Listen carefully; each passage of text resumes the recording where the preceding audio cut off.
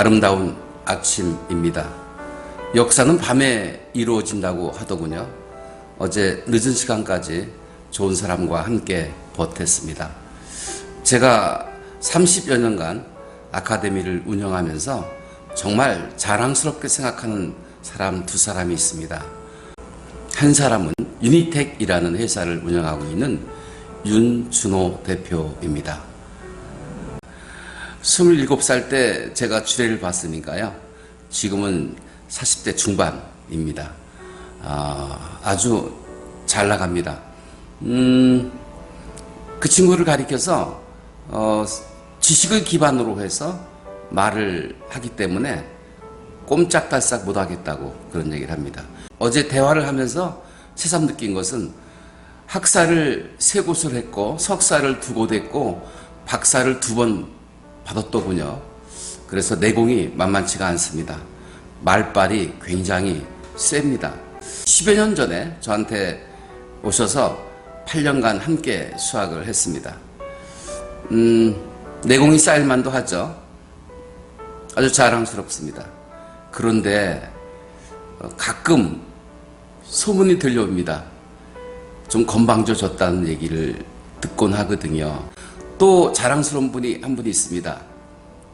법무법인 대세를 설립해서 열심히 달려가고 있는 배철옥 대표 변호사입니다. 우리 배철옥 변호사 또한 저한테 오셔서 YCY 명강사과정 1기를 수료하셨고 현재 100회를 향해서 달려가고 있습니다. 100회를 수강하려면 여러분 얼마나 걸리는지 아십니까? 일주일에 한 번씩 수강하는 강좌이기 때문에 2년 하고도 훨씬 더 많이 걸리는데요. 지금 60회차 강의를 수강받고 있습니다. 네, 만만치 않습니다. 지금 성공가도의 기반을 닦은 분이라고 저는 생각을 합니다. 아마 승승장구 하실 것입니다. 오늘은 성공을 지키려면 이란 주제를 가지고 말씀을 올릴까 합니다. 우선 벤자민 프랭클린의 13개 덕목을 함께 생각해 보고 싶습니다. 네, 외우는 방법이 있어요. 13개의 덕목을 페인 시스템으로 암기 한번 해볼까요? 1등 하려면 절제하라. 이슬처럼 침묵을 지켜라. 38선은 정리정돈되어 있다. 사자처럼 결단하라. 오리약은 검약이다. 육교에 있는 상인들은 근면하다. 칠판에 있는 정보들을 성실히 이행하라. 팔찌를 차지 않으려면 정의로 하라. 구름처럼 중용을 지켜라. 십자가처럼 청결하라. 젓가락으로 평정을 유지하라. 시비 걸지 마라. 순결. 산상과 같은 보약은 겸손이다. 이렇게 13개 덕목을 제가 외워보았습니다. 네, 끝말잇기 형식으로 문장을 만들어서 외우면 쉽게 외울 수 있는 것이죠. 하나하나 설명을 좀 해드리도록 하겠습니다. 우리는 성공하려면 절제력이 필요합니다. 행복하려면 절제력이 필요합니다. 뭐를 절제해야 될까요? 저는 저녁에 강의를 마치고 나면 9시 반에서 10시 사이가 되는데요. 그때 사람을 만나서 야식을 먹곤 합니다. 그것이 건강관리에 굉장히 위험하다는 것을 알면서도 음식을 보면 절제하지 못하는 그런 습관이 있습니다. 저에게는 필요한 것은 늦은 시간에 과식하는 것인데요. 절제해야 되겠습니다. 그리고 절제하겠습니다. 네, 여러분들에게 절제된 모습을 보여드리겠습니다. 어떻게 보여드릴 수 있을까요? 저의 S라인을 만들어서 보여드리도록 하겠습니다. 두 번째 벤자민 프랭클린의 덕목은요, 침묵이라는 것입니다. 침묵은 말을 하지 않는다는 뜻이 아닙니다. 불필요한 말을 하지 않는다는 뜻입니다. 불필요한 말은 무엇일까요?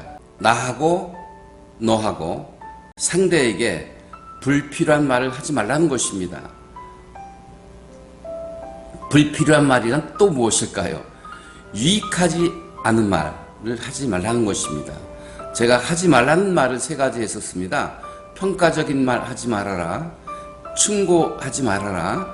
비교하는 말 하지 말아라. 이런 말을 하지 않는 것이죠. 그러나 필요할 때는 반드시 해야 됩니다. 정의를 앞세울 때는 불같이 해야 됩니다. 이것이 바로 침묵의 원리인 것입니다. 여러분, 침묵, 할 수 있는 미덕이 필요하고요. 절제력이 또한 필요할 것입니다. 세 번째, 벤자민 프랭클린의 덕목은 무엇일까요? 결단하는 것입니다. 선택하는 것입니다. 자극과 반응 사이에 중간에 뭐가 있을까요? 선택이 있습니다. 어떻게 선택하느냐에 따라서 스트레스가 될 수 있고요. 아니면 동기부여가 될 수 있는 것입니다.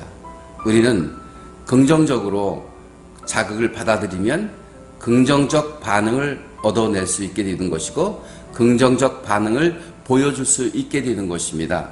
똑같은 자극인데 어떤 이에게는 스트레스가 되고 어떤 이에게는 동기부여가 될 수 있다는 것이죠. 우리는 결단해야 됩니다.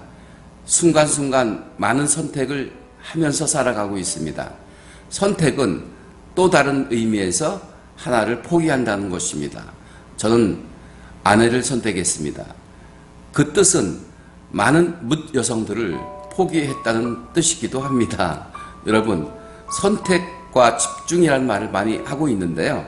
선택하여야 집중할 수 있는 것입니다.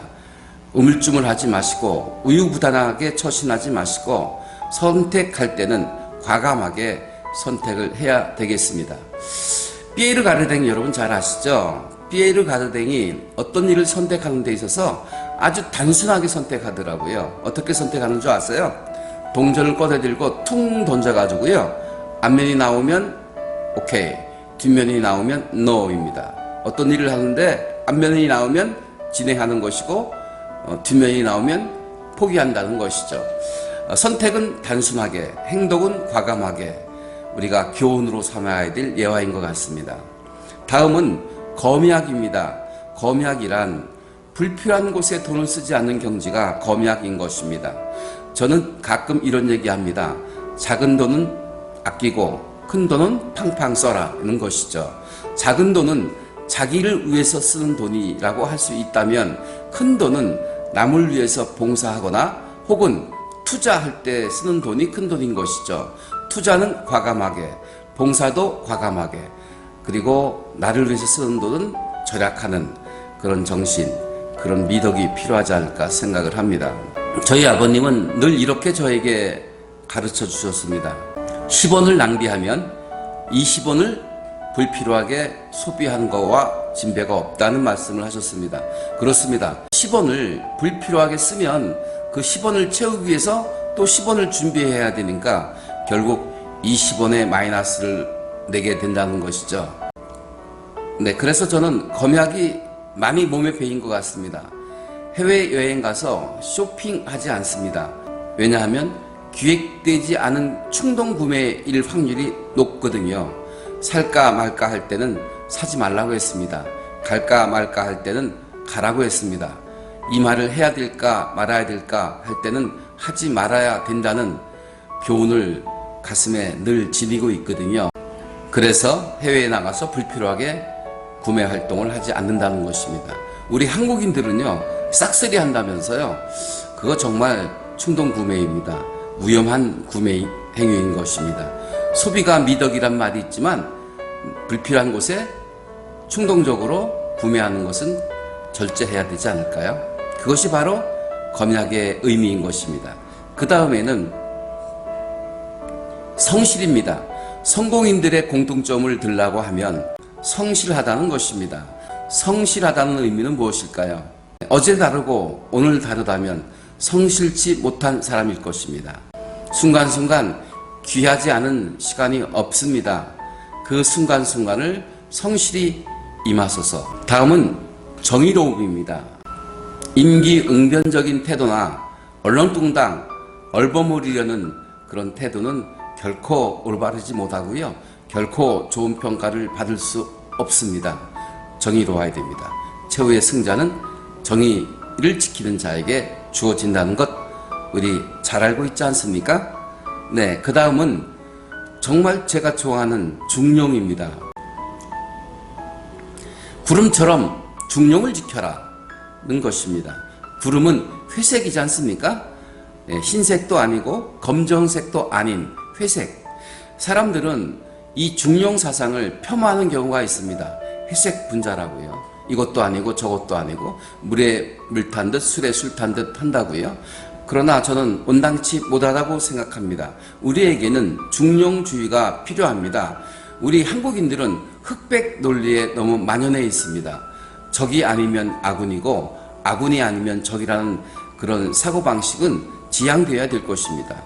제가 이곳에서 말씀드리고 싶은 중용주의는 바로 이런 것입니다. 삶과 죽음의 경계에 서는 것, 이게 중용사상이라고 생각합니다. 최진석 교수께서 말씀하신 바와도 동일합니다. 네, 우리 사람들은 경계에 섰을 때 깨어있는 삶을 살게 되는 것이거든요. 그런데 너무 안주하거나 혹은 매너리즘에 빠져 있다고 하면 중용주의에 어긋나는 것입니다. 우리는 경계에 서서 늘 깨어있는 모습으로 맑은 영혼으로 살아가야 되지 않을까 그런 생각을 해봅니다. 중용 정말 필요한 사상이고 우리가 다시 되새겨야 될 사상이지 않을까 생각을 합니다. 구름처럼 중용을 지켜라. 흑백 논리에 빠지지 말고 삶과 죽음의 경계에 서서 깨어있는 삶을 살아라는 것으로 여러분들에게 설명해 드리고 싶습니다. 마지막으로 제가 정말 좋아하는 덕목 중에 하나가 겸손입니다. 산상과 같은 보약은 겸손입니다. 성공을 지켜주는 것은 겸손입니다. 오늘 제가 프랭클린의 13개 덕목을 새삼스럽게 들추는 이유는 바로 겸손에 있습니다. 아까 제가 자랑스럽게 생각하는 사람 두 분이 있다고 했죠? 사람이 성공을 하게 되면 구설수에 오르게 되는 거거든요. 구설수에 오른다고 하는 것은 그만큼 성장했다는 의미이기도 합니다. 그러나 더욱더 자기를 낮추고 더욱더 겸손해야 됩니다. 성공을 지키는 비결은 겸손인 것이기 때문에 그렇습니다. 본인은 낮추느라고 낮추는데 왜 그런 평가가 들리는지 모르겠다고 그러더군요. 그래서 겸손하게 행하고 겸손하게 보이려면 이 세 가지를 지키면 됩니다 라고 말을 했습니다. 첫 번째가 상대를 인정해 주라는 것입니다. 사람들이 말을 하면 대받아치게 되는데요. 그때 그건 아니오시다. 제 생각은 이렇습니다. 라고 하지 말라는 것입니다. 일단 상대의 말을 인정해 줘야 되는 것입니다. 그러셨군요. 참 일리가 있으신 말씀이십니다. 그러나 저는 이런 측면에서 생각해 보았습니다. 말씀드려도 될까요? 이런 거죠. 화법으로 얘기하면 yes but 법입니다. yes 상대의 말을 인정해주고 but 그러나 저는 이런 생각을 하고 있습니다 라고 말한다면 누가 겸손치 못하다고 할 것입니까? 바로 당신의 의견을 드러내지 마시고요. 상대의 의견을 일단 인정해 주라는 것입니다. 여러분 동의하십니까? 네, 겸손하려면 인정해 주라는 것입니다. 상대의 말뿐만 아니라 상대의 역할과 상대의 존재까지도 인정해 줄 수 있을 때 이 사람은 내 편이구나 이런 동질감을 느낄 수 있다는 것이죠. 인정해 줌으로 동질감을 얻도록 하십시오. 두 번째는 눈을 바라보라는 것입니다. 대화를 할 때 당연히 상대의 눈을 주셔야 되겠죠. 뿐만 아닙니다. 악수할 때도 상대의 눈을 바라봐야 됩니다. 공인들이 실수를 범하는 것 중에 하나가 악수할 때 눈철입니다. 마음이 급하니까 악수하고 있는데 눈은 미리 앞서가고 있어요. 그러면 악수를 받고 있는 사람은 굉장히 자존심이 구겨집니다. 나를 무시하고 있네. 나한테는 관심도 없군. 이런 거죠. 여러분 비싼 밥 드시면서 왜 그런 평가를 받아야 된단 말입니까? 상대의 눈을 직시하십시오. 언제요? 대화할 때, 악수할 때. 또 하나 있습니다. 술잔을 건넬 때도 역시 마찬가지입니다. 건배를 할 때도 마찬가지입니다. 눈을 바라보셔야 존중받고 있다, 인정받고 있다는 느낌을 받게 되는 것이거든요. 눈 맞춤을 소홀히 해서는 되지 않습니다. 그 다음 인사를 잘 하는 것도 겸손을 실천하는 방법입니다. 자, 여러분, 때에 따라서 인사를 할 수 있어야 됩니다. 우리가 세상을 살아가노라면 애경사를 만나게 되는데 축하해주고 슬픔을 나눠줄 수 있는 그런 훈훈한 인간적인 사람이 되어야 되지 않을까요? 어제 제가 조다련 연기자의 이야기도 해줬습니다. 조다련 연기자가 이런 고백을 했던 바가 있습니다. 아직 내가 유명 배우가 되지 못한 이유는 인간적이지 못하기 때문이다 라는 고백을 했다고 제가 귀뜸해 주었습니다. 그렇습니다. 좀 더 풋풋하고 이웃집 아저씨 같은 인간미를 보여줘야 됩니다. 슬플 때 같이 슬퍼해지고 기쁠 때 같이 기뻐해 줄 수 있는, 동고동락할 수 있는 풋풋한 인간성이 바로 겸손의 미덕일 수도 있게 되겠습니다. 사람은 겸손해야 됩니다. 건방을 떨면 정말 꼴사납거든요. 그래서 늘 겸손하십시오, 겸손하십시오 합니다. 프랭클린이 13개 덕목을 지키면서 친구한테 자랑을 했습니다. 아우, 그렇게 어려운 덕목을 실천에 옮겼더니 되던데? 라고 했다고 합니다. 그 순간 덕목 하나가 와르르 무너졌는데요. 그 덕목이 무엇일까요? 겸손입니다. 당신의 업적을 빙자 삼아서 자랑하지 말라는 것입니다. 네, 자화자찬 하지 않아도 사람들이 다 알아봅니다. 그리고 알아줍니다.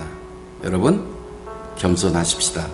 오늘 마지막으로 여러분들에게 제가 좋아하는 시를 하나 소개해드리고자 합니다. 배경음악을 깔아놓은 이유가 시낭송을 하려고 했습니다. 그러면 여러분들에게 좋아하는 시 한 편 소개해 올리겠습니다. 내가 사랑하는 사람, 정호승. 나는 그늘이 없는 사람을 사랑하지 않는다. 나는 그늘을 사랑하지 않는 사람을 사랑하지 않는다. 나는 한 그루 나무에 그늘이 된 사람을 사랑한다. 햇빛도 그늘이 있어야 맑고 눈이 부시다. 나무 그늘에 앉아 나뭇잎 사이로 반짝이는 햇살을 바라보면 세상은 그 얼마나 아름다운가.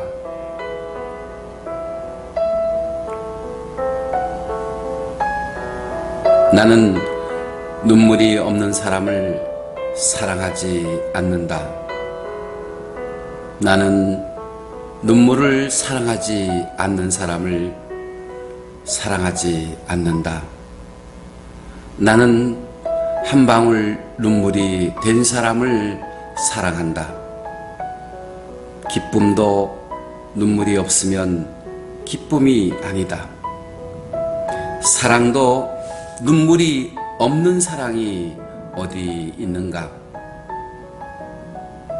나무 그늘에 앉아 다른 사람의 눈물을 닦아주는 사람의 모습은 그 얼마나 고유한 아름다움인가.